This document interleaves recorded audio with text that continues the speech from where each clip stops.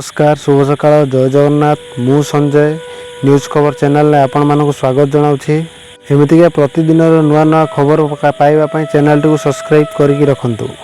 प्रथम खबर राज्य में प्रबल वर्षा राज्य में लगी रही लगाण वर्षा जहाँ प्रभाव में किसी स्थान में बन्या स्थिति देखा मिलला। एसबू मध्य लगाण वर्षा जो मालकानगिरी जिले में जनजीवन अस्तव्यस्त हो पड़ी। मालकानगिरी रे अति प्रबल वर्षा कारण बन्या परिस्थिति सृष्टि होईछि। अनेक गाँव में पानी जमी रही तेणु कौन विपद आकस्मा को दृष्टि रखी आसंताकाली जिलार समस्त स्कूल और अंगनवाड़ी बंद रखा मालकानगिरी जिलापाल निर्देश देइछन्ति। मालकानगिरी जिलार पोटेरो ग्राम में बन्या जो लोके घर छात उपर आश्रय नहीं जमापड़ी। परवर्ती खबर मंकी पॉक्स को नहीं सब राज्य में मार्गदर्शिका जारी कला केन्द्र। देश में प्रथम संदिग्ध मंकी पॉक्स आक्रांत चिन्हट होगा पर केंद्र सरकार को चेता पशिछि। 15 दिन तले पड़ोशी पाकिस्तान में एकाधिक मंकी पॉक्स आक्रांत चिन्हट होते भारत सरकार पक्षर कौन से आगुआ पदक्षेप निया एवं संदिग्ध आक्रांत चिन्हट होगा पर केंद्र सरकार मंत्रालय समस्त राज्य एवं केंद्रशासित अंचल को सतर्क कराइबा सहित मार्गदर्शिका जारी करिछि। मंकीपॉक्स विषय जनसाधारण को सचेतन कराइबा सहित यह किपरि व्यापे एवं किपरि आगुआ प्रतिनिषेधमूलक कार्यपंथा ग्रहण करा जाय परिबो से दिगरे पदक्षेप नेबाको मार्गदर्शिका कुआଯାଇଛି। परवर्ती खबर नवेम्बर 15 तारिख सुधा सीसीटीवी लगाइबो चिठी।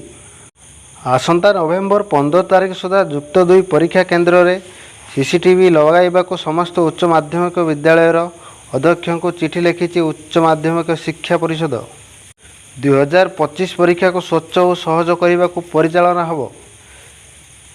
केंद्र सुपरिटेडेंट कार्यालय परीक्षा हॉल सेल्फ फाइनेंसिंग कॉलेजर समस्त लाइब्रेरी रे सीसीटीवी बाध्यतामूलक होईछि। परिषद मुख्यालय विद्यालय और गणशिक्षा विभाग जिलापाल कार्यालय पक्षर परीक्षा परिचालनार तदारख कर नवेम्बर 15 सुधा सीसीटीवी लगे पारे। खबर दीपावली पूर्व दिल्ली सरकार को बड़ निष्पत्ति बाण उपरे लागिला ब्यान। राजधानी दिल्ली रे आप सरकार बाण उपरे पुणी थे ब्यान लगाई। दिल्ली सरकार को यह निष्पत्ति पर दिल्लीवासी एथर मध्य दीपावली रे बाण फुटाई पारिबे नहीं।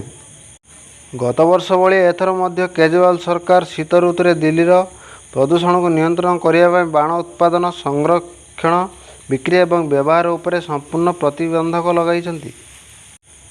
1 जनवरी पर्यंत यह प्रतिबंधक कार्यकारी हेब। परवर्ती खबर केन्द्रापड़ा डेराबिश अंचल बार्ड फ्लू चिन्हट। केन्द्रापड़ार डेराबिश अंचल बार्ड फ्लू चिन्हट होगा पर जिला प्रशासन पक्षर सचेतनता कार्यक्रम व्यापक करा जायछि। द्वितीय दिन में संक्रमित कुकुड़ा फार्म गुड़ी को जीवंत एवं मृत कुकुड़ा गुड़ी को पोति दियाजिबार कार्यक्रम रही। तेबे हजार हजार संक्रमित कुकुड़ा मरिबा फल पूरा अंचल को बार्ड फ्लू व्यापीबा नहीं आशंका देखा जायछि।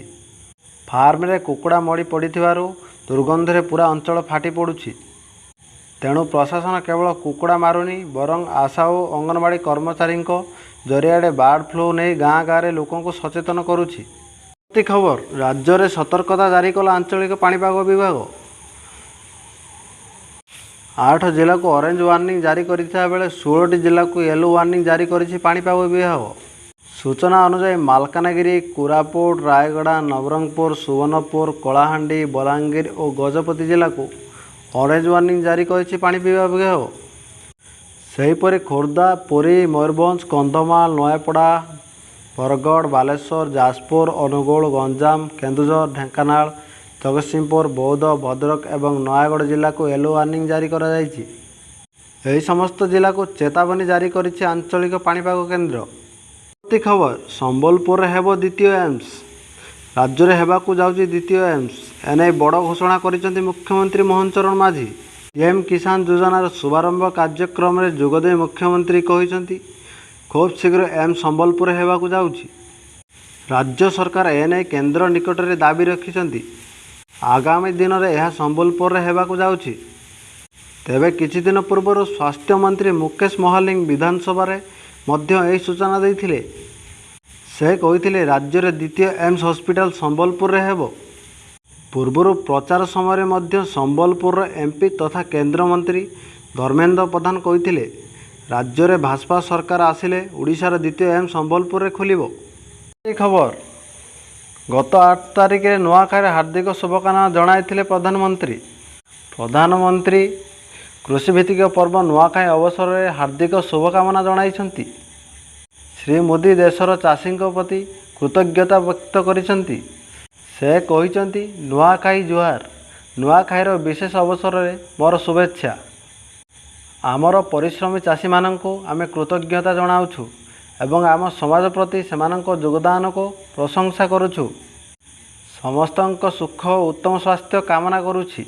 ପରବର୍ତ୍ତୀ ଖବର, ପୁଟିନଙ୍କ ଧମକ। ରୁଷିଆ ଏବଂ ୟୁକ୍ରେନ୍ ମଧ୍ୟରେ 2 ବର୍ଷରୁ ଅଧିକ ସମୟ ଧରି ଚାଲିଥିବା ଯୁଦ୍ଧକୁ ନେଇ ସମ୍ପୃକ୍ତ ଅଞ୍ଚଳରେ ଉତ୍ତେଜନା ଲାଗି ରହିଛି। ଆମେରିକା ଏବଂ ଜର୍ମାନୀ ସହାୟତାରେ ୟୁକ୍ରେନ୍ ରୁଷିଆରେ ଆକ୍ରମଣ କରୁଥିବାରୁ ରୁଷ ରାଷ୍ଟ୍ରପତି ଭ୍ଲାଦିମିର ପୁଟିନ ତୀବ୍ର ପ୍ରତିକ୍ରିୟା ପ୍ରକାଶ କରିଛନ୍ତି। ସେ ଧମକ ଦେଇଛନ୍ତି ଯେ ୟୁକ୍ରେନ୍କୁ ସାମରିକ ସହାୟତା ପଠାଇ ଆମେରିକା ଏବଂ ସହଯୋଗୀ ୟୁରୋପୀୟ ରାଷ୍ଟ୍ର ନିଆଁ ସହ ଖେଳୁଛନ୍ତି। ଏଥିରୁ ନିବୃତ୍ତ ନ ରହିଲେ ସାରା ୟୁରୋପରେ ନିଆଁ ଲାଗିବ। ପରବର୍ତ୍ତୀ ଖବର, ଆଜି ସ୍ଥିର ରହିଛି ସୁନାର ଦର। ଆଜି ଭାରତୀୟ ବଜାରରେ 22 କ୍ୟାରେଟ୍ ସୁନାର ଦର 10 ଗ୍ରାମ ପ୍ରତି 66,800 ଟଙ୍କା ହୋଇଥିବା ବେଳେ 24 କ୍ୟାରେଟ୍ ସୁନା ଗ୍ରାମ ପିଛା 72,870 ଟଙ୍କା ରହିଛି।